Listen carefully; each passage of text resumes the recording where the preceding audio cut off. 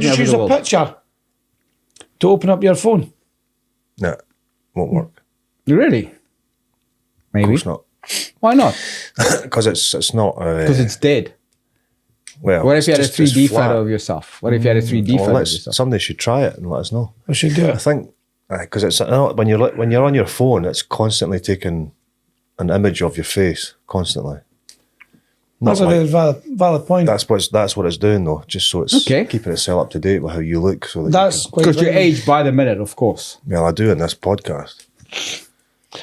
What That's just, we just keep it like that. tumble we do? So today, I want to talk about sales. Now, we said this before, sales is lifeblood to any business, the sales funnel. But I want to give you an analogy here. So you've started your business and it's going quite well. You've got your friends and family and it's exhausted now. And the phone's not ringing. Where is it you go? Now, I want you to really, really deep dive in here because this is 2025, January now. So January, predominantly, for some businesses, is a bit slower off the ground. The phone's not going, the emails are not coming in.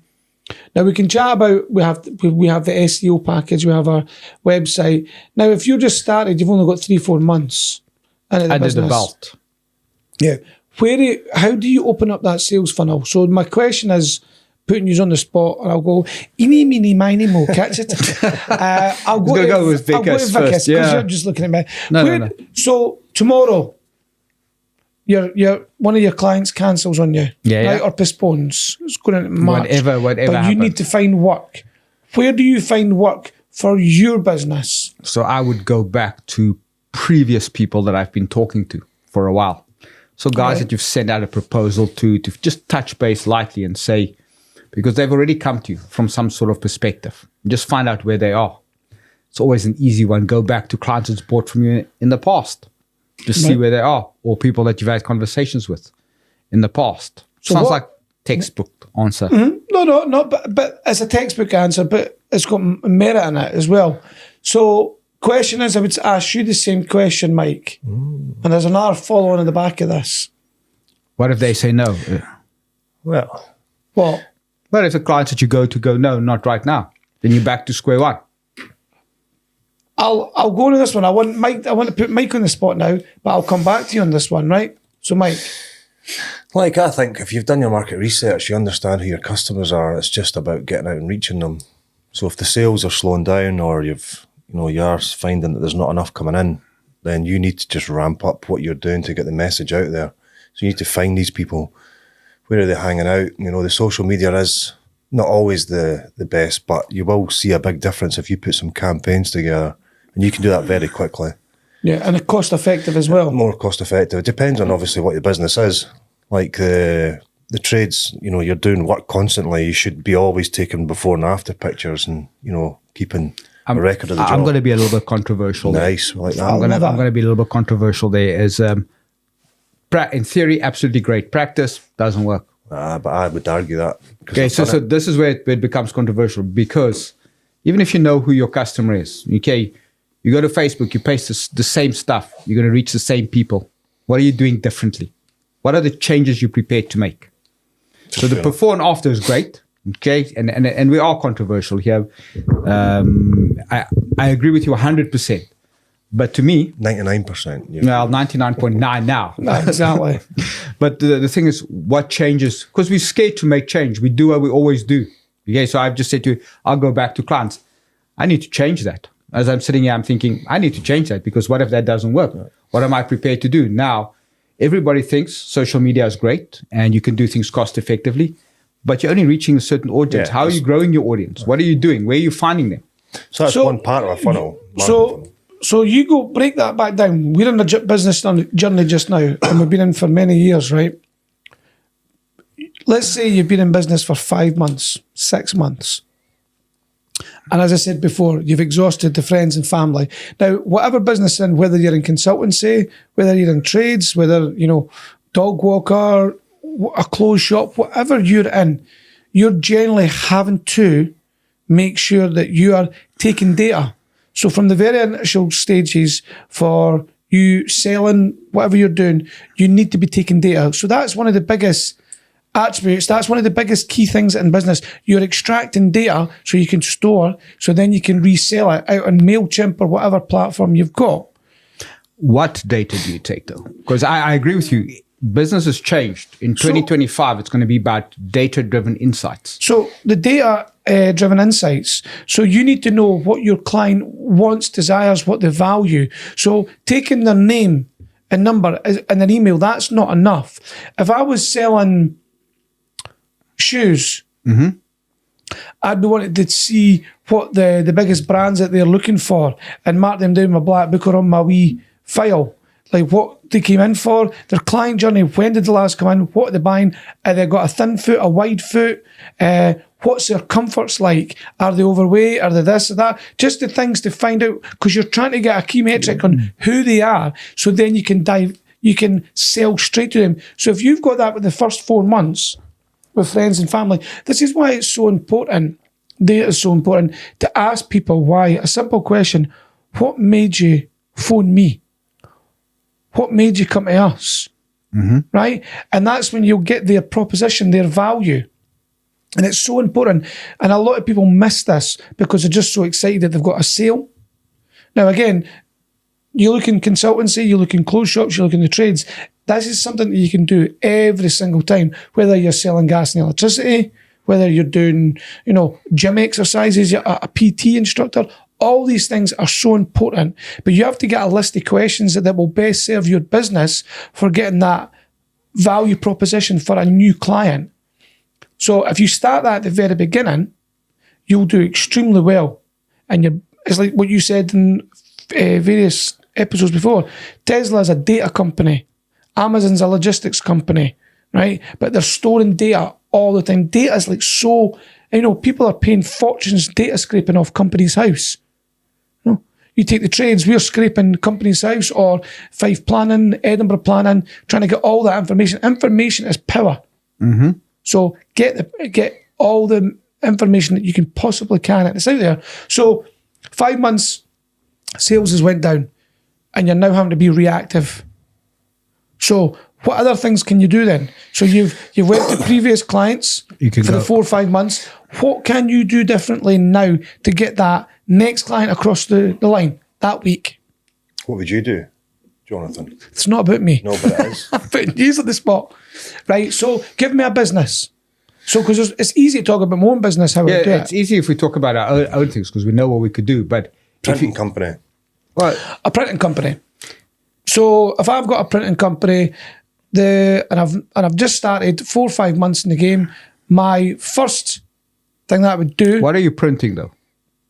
Well, I could be printing flyers, I could be printing t-shirts, I could be printing van wraps, I could be doing all that. What I would then do is build a collaboration. So I would get a list of all the local printers in my area, and I'll see if they need a bit of a helping hand.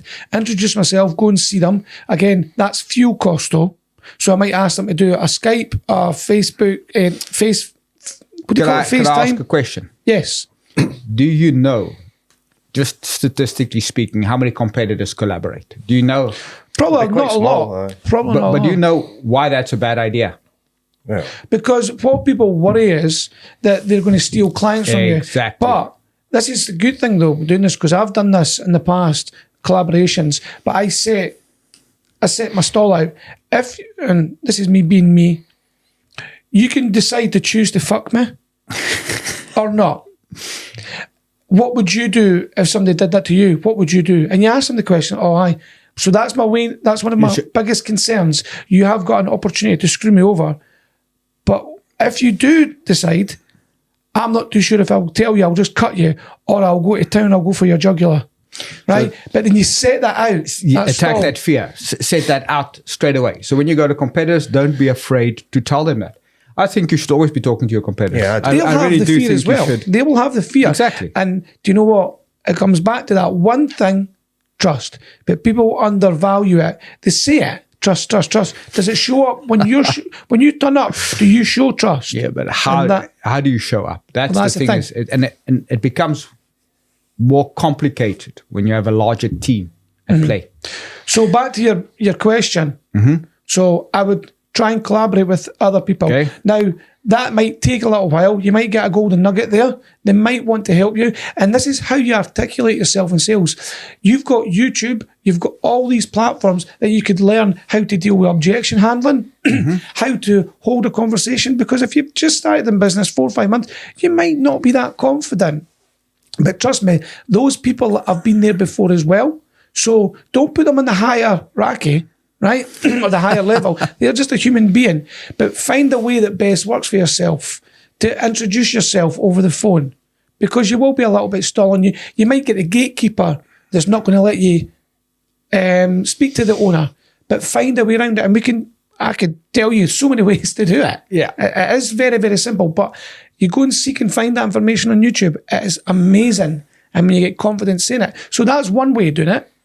The second cost-effective way, for printing anyway, you could phone up local businesses and ask them a few questions, and always use it. I've been introduced to you by da. Make it up, because it makes it more valuable, and they love the kudos. So listen, can I speak to Vickers Vamble, John?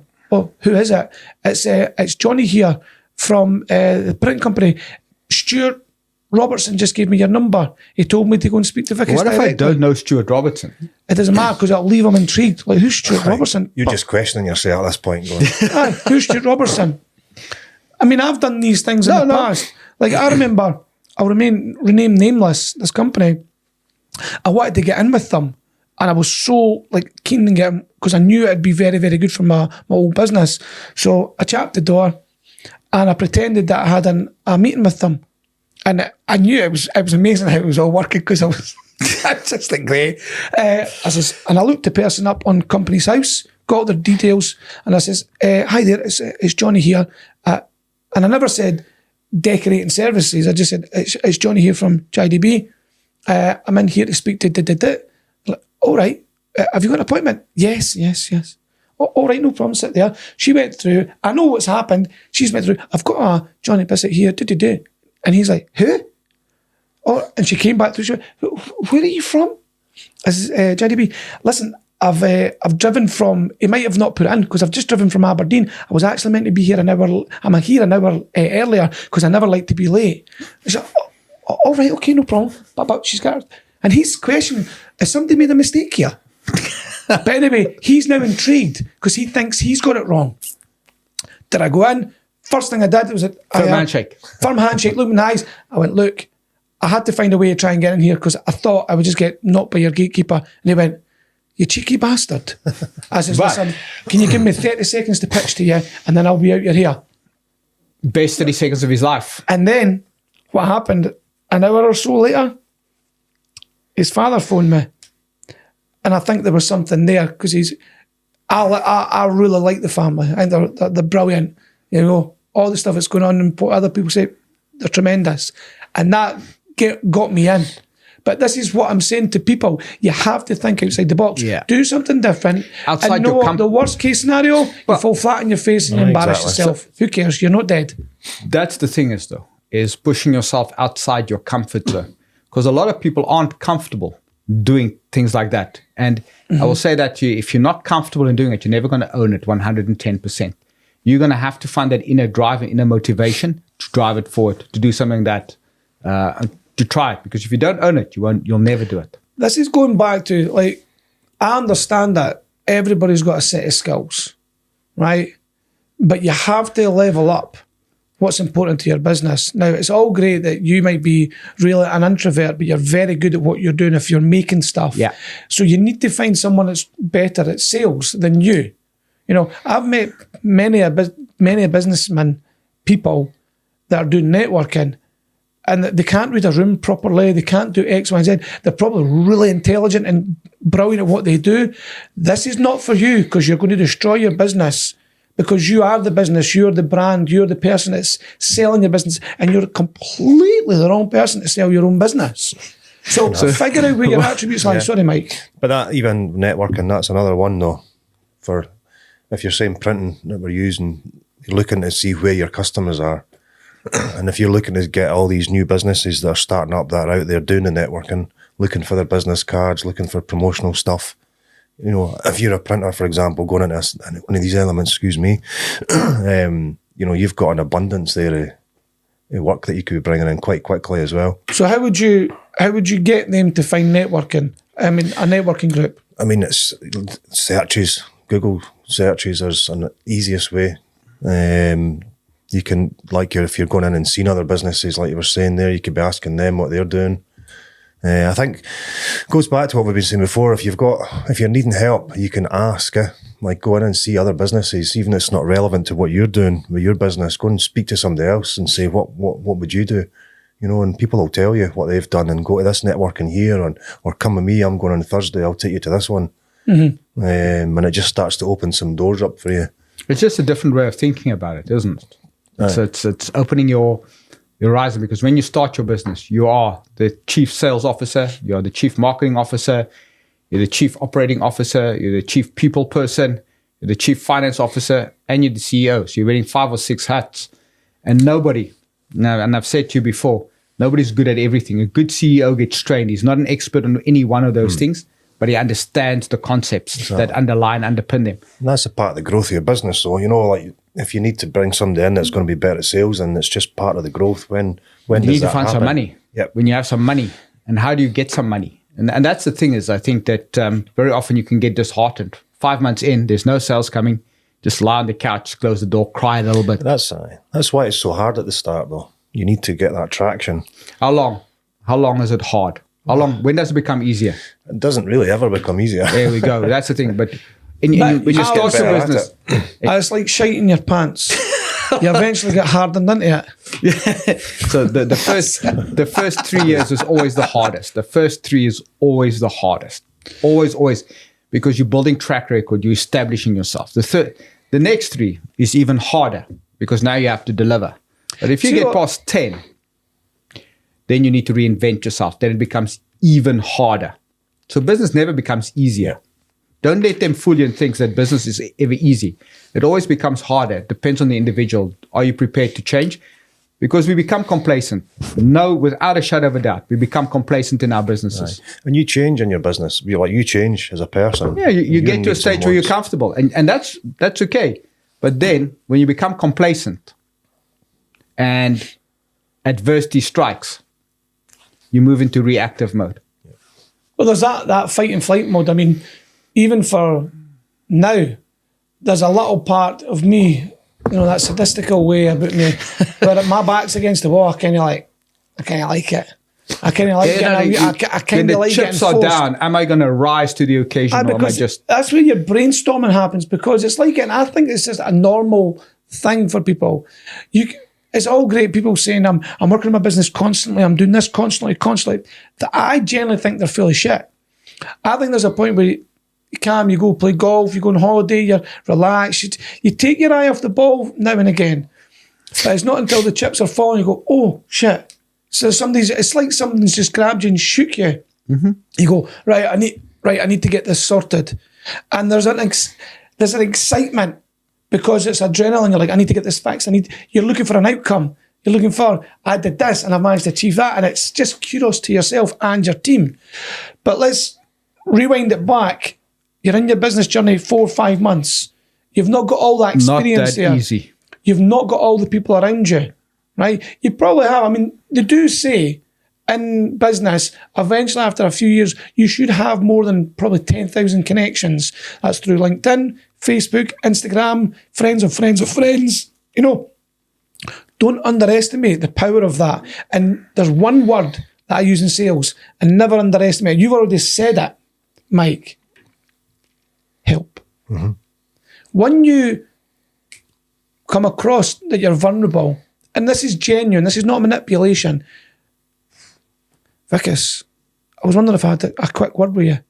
No. Beat it. I was like, just 20 seconds of your time, it would really help me. The thing is, though, help. So it's I was wondering, and it's how you deliver it. You know, you couldn't say, I wonder if you can help me. Yeah, you want directions? That sounds like you want directions. Yeah. I was wondering if you could, I wonder if you could help me. I'm struggling here. Oh, right.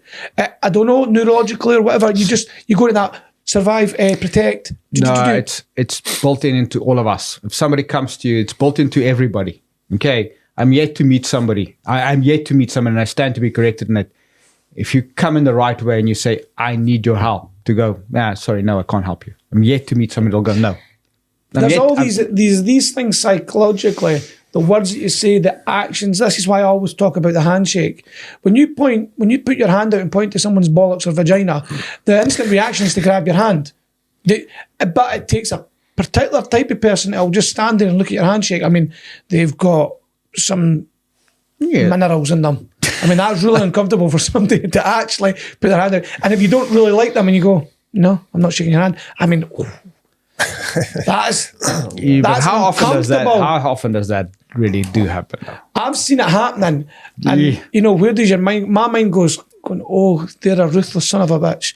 Or is there bad blood between that? Like, what does it say when you're witnessing that? So my wee mind's well, I'm going to get a handshake off him. You said it earlier on. It has to show up in your actions. It has to show up in your actions. If I say to you, I am a kind, caring person, okay, and then one day when nobody's watching, you see me kicking a dog, what are you going to be thinking? Okay, so everybody, let me just tell you, everybody wants to have integrity, and everybody wants to be honest. Bullshit. It's the two values you can fake. You can actually fake almost anything. Because it's when it's just you and nobody's looking. And unfortunately, there is always somebody looking. So what you profess to be, that comes out in your character, eventually comes out. Mm-hmm. Fair enough. When you fake it till you make it. So I'm going to go back, keep going this sales strategy just now. Yeah. There was a gentleman down south that did this whole fake it till you make it sort of thing. And he was trying to introduce his jeans to the fashion world. Now, this is thinking outside the box. So use this as a sales tactic, right? So what he did is he got sales jeans out the market from, I can't remember the name of it, right? It was just brilliant. Because we're trying to articulate this as best as I can without stuttering here. So he got jeans from the market and he managed to get a pass at Paris Fashion Week or whatever it was. So he was mingling with everybody. So he dressed like an eccentric fashion queen, right? Even though he was a guy, right? Dyed his hair all bleached blonde, and he got his jeans. And the jeans were just off the market. They were just whatever, they were 15 quid, right? But he says, oh, can you try these on? Can you try these on? And he had all these wee business cards made. So it's the start of a business. So he already knew how to infiltrate that area, market, yeah. Look the part, have the business cards, have the items there, and handing them out. And all these people, and he took pictures of these models taking it. He looked the part, but he made it out that he was quiet in the background, but I'm an influencer and I'm a big deal. And everybody picked up on it because he managed to get himself into that area. Like, just let's call that area was networking.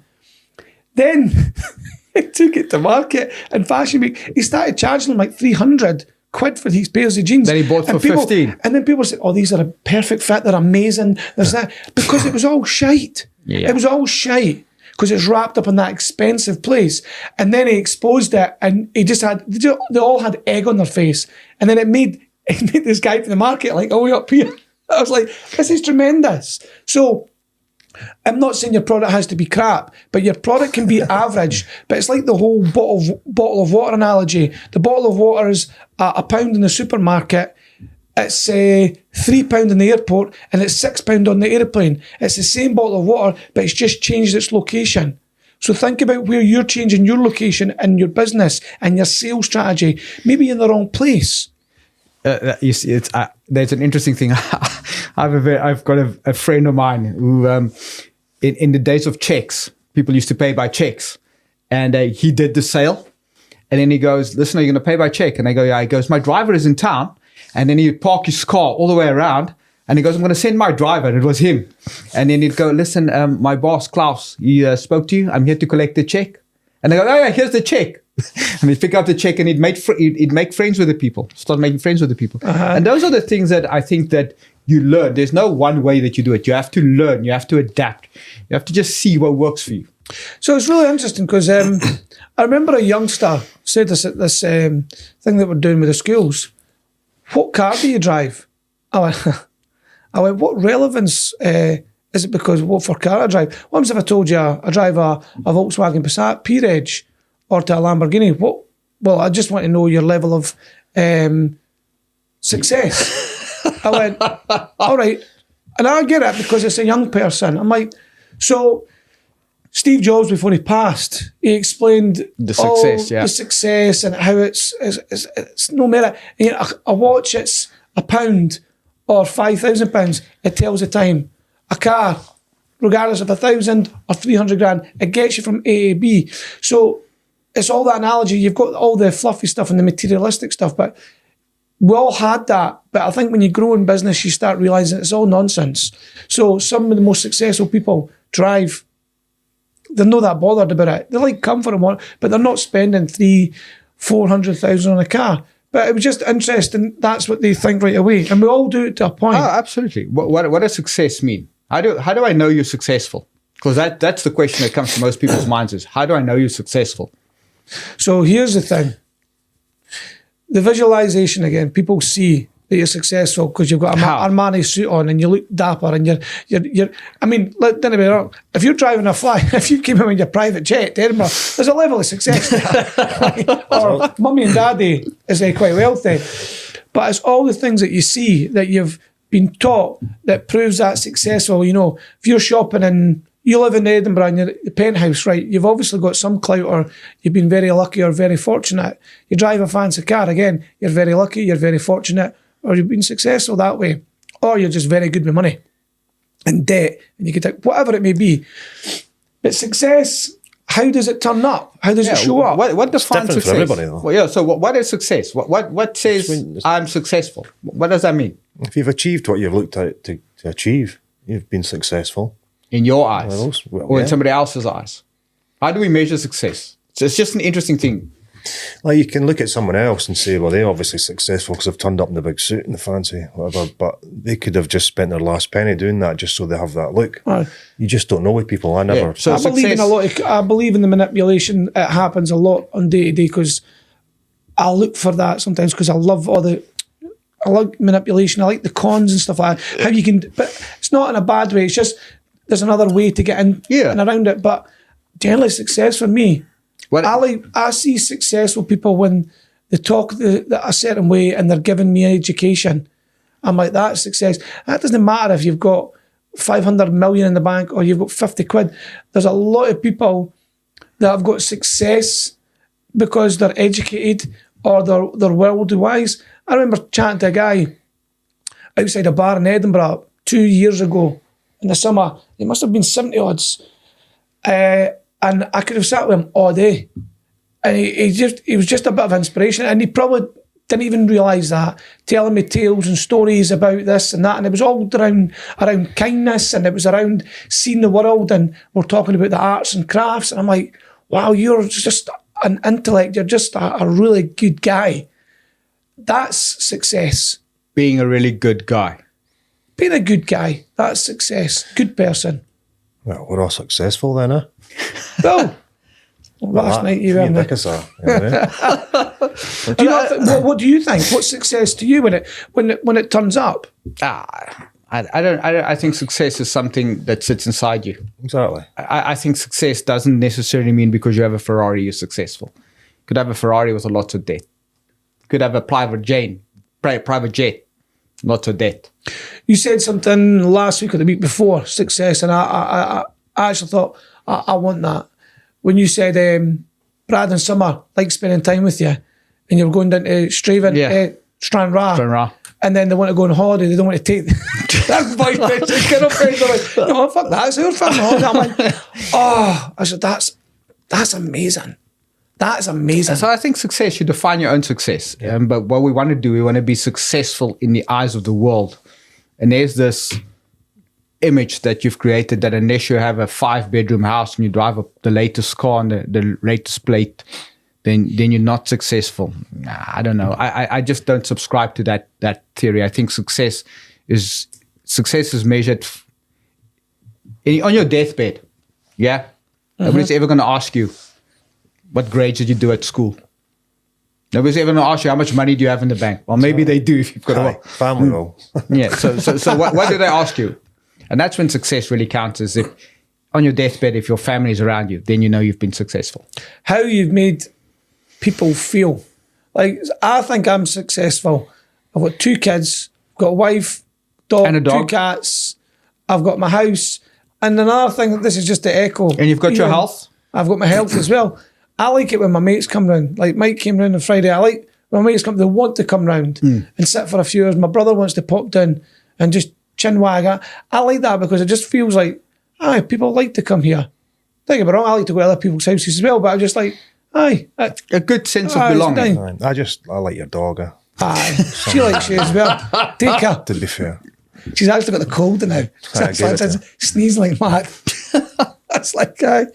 But no, there's a measure of success. But so, again, back to sales. I really want to push this sales for people. Oh, I would so think- you've tried, you've went on Google, you've tried to get networking, you've spoke to other businesses, trying to get a collaboration. You've gone onto social media. You've done all of those things. Like, see, your business depend what it is, but where do your customers hang out? Like, where do they congregate on in social media and life? You know, obviously, it just depends what you're trying to sell, but where are they? Go and find them, and then sell to them. But how? Well, Because everybody's after the how.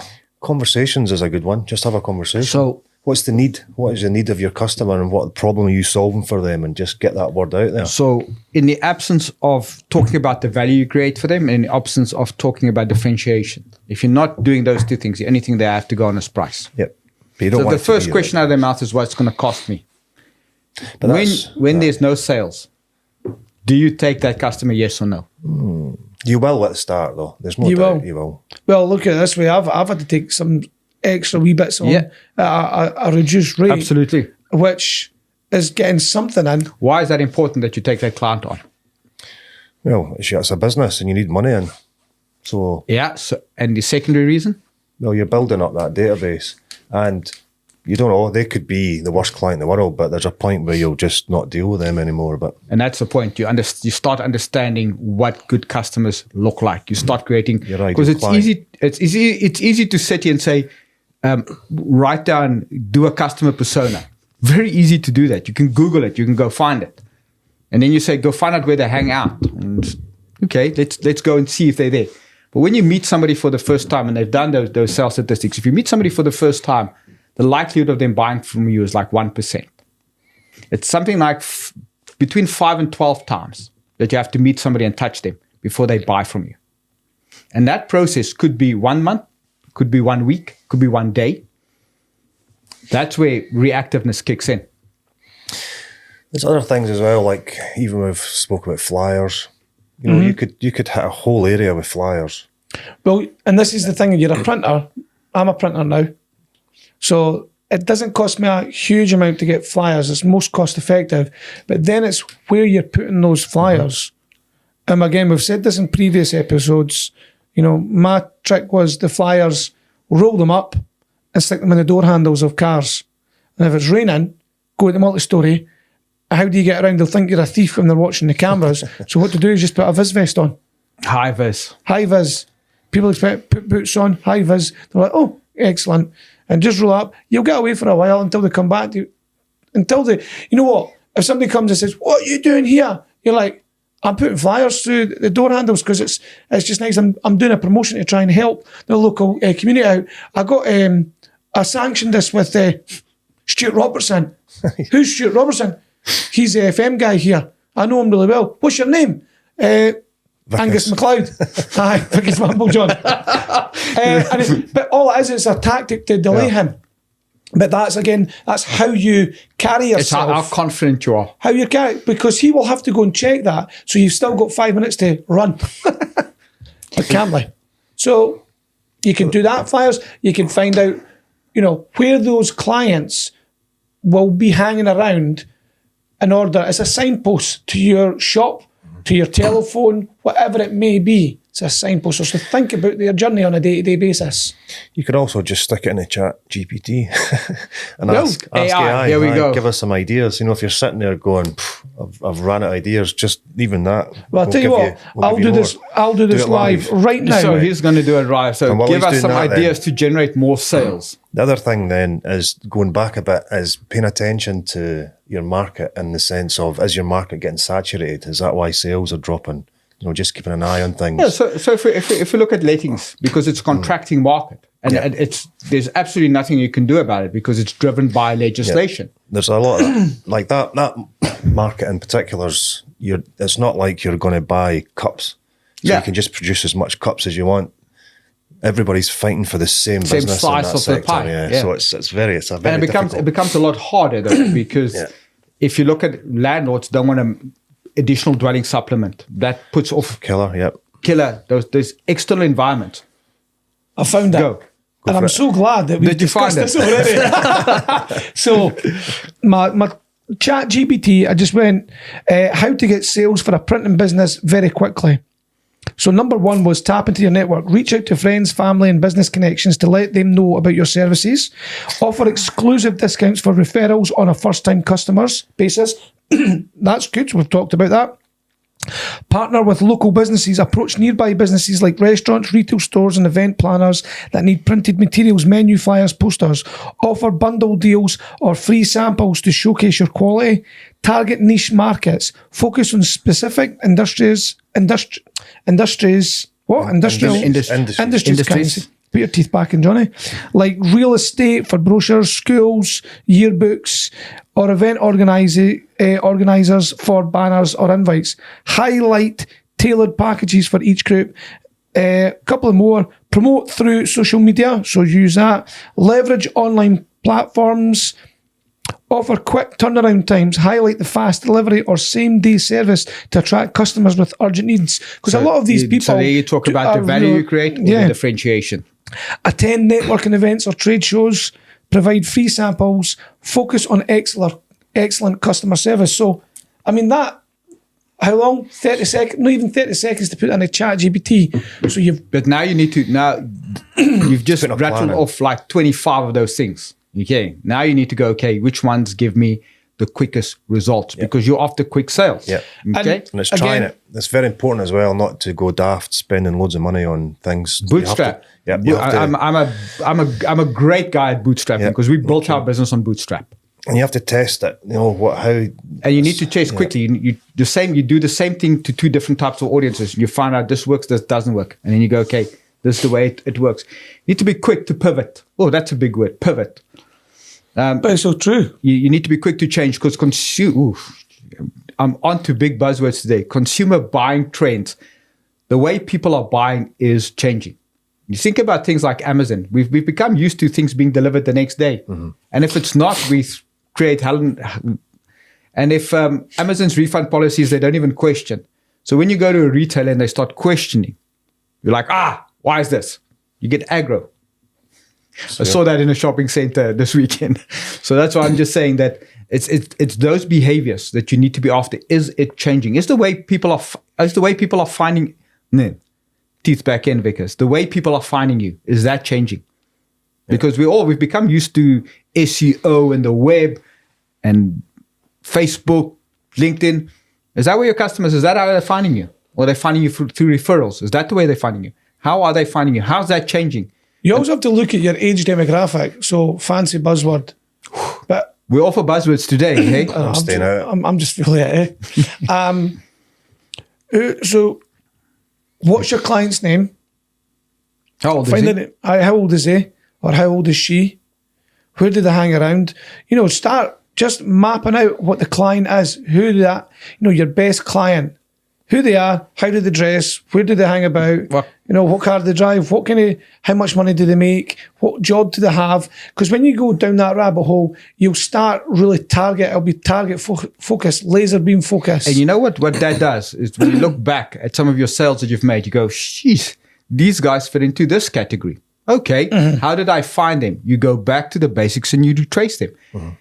I'll say this to you, that a lot of businesses struggle because they're looking for that one magic moment. Okay, never happens. Yeah, did I tell you about weight loss last week? Did I tell you about? About losing over a period of time. Yeah, it's the combination of 250 grams a week. Consistency beats it every day. It's showing up every day. It's being consistent, even when the chips are down. Being consistent, getting up, doing the same thing, even though it gives you nothing, but being consistent any day of the week. The discipline with it all. Yeah. But pivoting's a good one. Like I had, this is years now. This is early 20s probably. When you were in your early 20s. Yeah, I worked with a guy doing fire surrounds locally, and he was really bad at it, and I was really good at it. So there was I seen an opportunity there that I could do this, because he was making some decent money here, and it was all really off the back of what I was doing. So you were just being exploited? A bit, yes, a young lad. I'm not going to tell you what I was on an hour. So I went, that was the first attempt at having my own business. And I went to Business Gateway, getting a business plan together, looking at funding to get this started, premises to try and do it all from. And I was in B&Q one day, and they had suddenly, there's a fire surround that they're starting to sell. And it was one that was made where you could slide the legs out to make a different sizes, so it's going to fit various sort of properties and what their needs were. And they were a fraction, obviously, because they're just mass producing these things instead of it being bespoke. And I stood there and went, that's it, fucked. And so I didn't take that forward. I was still working for the guy at the time, but he went under like maybe 3 or 4 months after that. Buying patterns, buying behaviors, new products coming onto the market, check all those things. Well, it's like when we did when we were still in the process of dealing with the schools, when the kids came up with a business idea, one of them was really, really good. But it wasn't until later on somebody else sent a message went, that's already an idea. I'm like, fuck. But that will be the case a lot of the times, eh? Yeah, because again, market research, finding out, is it there? It's even when you're trying to find out your business name. Right. Is it already there? Check on Companies House, check on Google, make sure. However, you can still do the business, you just have to make it better. Now, for that, I understand that may be a little bit difficult and challenging, making the fire surrounds and whatnot. There is a cut-off, you go, no, this is not financially feasible. The market's going to get saturated, it's going to be taken over by X, Y, and Z. But sometimes you've got to stand back and think, could I make that better? Could I put that out to the market better than this person? Because some people don't put it out to the market properly, and they devalue it. All you need to do is look outside the box and think of a different way to approach your clients, and again, create the value opposed to the price. It's all about the value. Aye, And one of the things you've got going for you when you first start up is you've got that real, like the connection you're making with your clients, it's very personal. And the relationship you're building up as the business owner, they're speaking to the business owner, and that's the bit that dilutes as you start to grow and get more people in. But at the start, you've got that, that's something that's definitely working in your favour. Like even when, whatever you're trying to sell, and the psychology of business and sales is monumental. We were chatting last night about why you don't see Rolls Royce and Maserati in the car shows next to all these other cars. Because that's not where their crowds hang out. Their crowds hang out at private jet places. That's exactly it. And when you look at, so that's why they take the pictures of the cars next to a private jet, because it seems to be an impulse buy when it's only 300 grand for a car, opposed to 3.9 million or 20 million for a plane. So find the location. It's like the bottle of water. Find the location where your services are going to be then valued. So get yourself. So I believe like these trade shows are good for a point, but it's what you're doing in these trade shows. So I remember going to a trade show for Cammy when he had the clothing company, and I seen all these clothing companies down there, and they had all the nice women with all the lycra on, and men were going there, and it's all gym buffs. And I'm thinking, right, our stuff's average, right? We've not got a big fancy decorated show, but what we've got is the right people. Right? We've got real people, and it was all about having a laugh and getting cues and cues. I thought, if I can create 10 people around me by being loud and doing something it'll get other people following, go, what's going on there? Because all the people had the loud music and the sexy men and the sexy women and all that sort of thing. Some people would entice people in with some sweets and things like that. But I was like, no, banter, banter, banter, laughs, giggles, cameras, pictures, and everybody wants to get. And we did extremely well.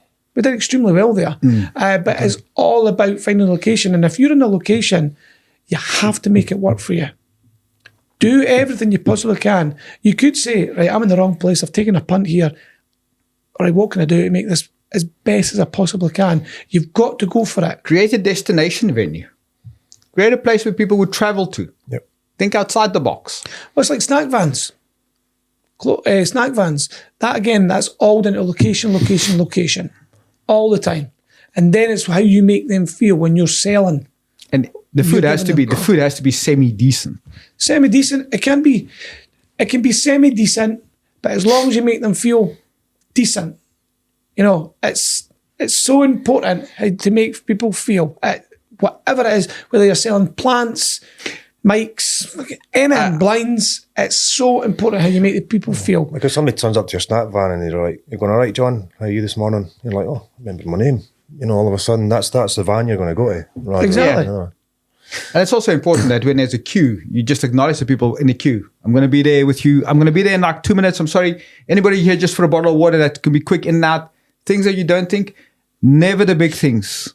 Always the small little things that we don't think about. Okay. So when you're going out and you're showcasing your business on a day-to-day basis, right? Remember, that's you. You're turning up. Whatever your business is, that's you. Every time people are seeing you, whether you're having a spitting in the street, if you've got something there you're doing, I mean, as grotesque as that is, just be aware that people are watching you and you're representing your business. How do you want it to be represented on 24 hours a day, right? I might sound a bit too heavy, but it's so important. You're the person that shows up, you're the person that's getting judged, and that's equally judging your business on your actions. Cool. But, you know, it's exciting. It's great being in business. You know, all the ups and downs on it. There's some downs, of course there is, but there's a lot of ups as well. And I think we're just giving you the reality of it. But my reality, why are we still in business though? You know, the 15 years, 20 years past. What's the benefit that you get from being in business? It's fucking brilliant. It is brilliant. It's hard. Yes, of course it's hard. But anything that gives you a good outcome, you have to go through something that's a bit difficult, a bit abrasive. Yeah, so being in business is hard. Being employed is hard. Choose your hard. Yeah, Well, exactly. that's it. It's a bit like shaping your world before somebody else does. There we go. Look boom. at that. That was I love it. a smart one.